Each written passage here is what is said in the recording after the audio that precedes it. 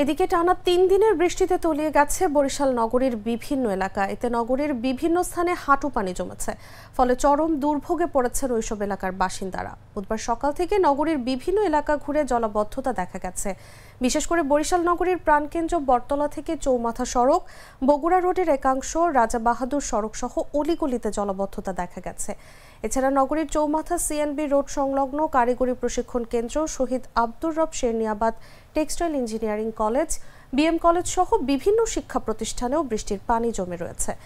এ বিষয়ে বরিশাল আবহাওয়া অফিসের ইনচার্জ আনিসুর রহমান বলেন, বুধবার সকাল ৯টা নাগাদ ১৬০ মিলিমিটার বৃষ্টিপাত রেকর্ড করা হয়েছে। মৌসুমী বায়ু সক্রিয় থাকায় আরও কিছুদিন বৃষ্টি থাকবে। আমরা চাই ভবিষ্যতে সামনে জানি এই জিনিসটা প্রতিরোধ করে, যাতে মানুষের সুবিধা হয় এবং চলাফেরার জন্য দুর্ভোগের যে বর্তমানে যে দুর্ভোগটা চলতেছে এটা জানি না থাকে। অতিরিক্ত জনদুর্ভোগ এখানে কেউ দেখার মতো কেউ নাই। পানি উঠে প্রত্যেক সিজনে বেরিয়ে যায়, প্রত্যেক সিজনে যে কোনো একটু বৃষ্টি অল্প হইলেই সব জলাবদ্ধতা। একটু বৃষ্টি হলে এখানে সবসময় পানি জলাবদ্ধতা জমে, ড্রেন ভরে যায়, দুর্গন্ধ হয়। আর আমরা সিটি কর্পোরেশন থেকে লোক আসে, বারবার করে, কিন্তু কোনো পদক্ষেপ নেওয়া হয় না। একটু বৃষ্টি হলেই আমাদের ভোগান্তির সীমা নাই।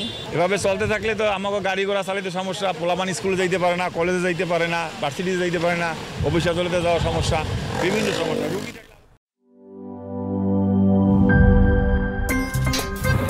আমার একটা স্মার্ট সিদ্ধান্তে 25% গ্যাসের খরচ কমেছে। ভাবছেন কিভাবে?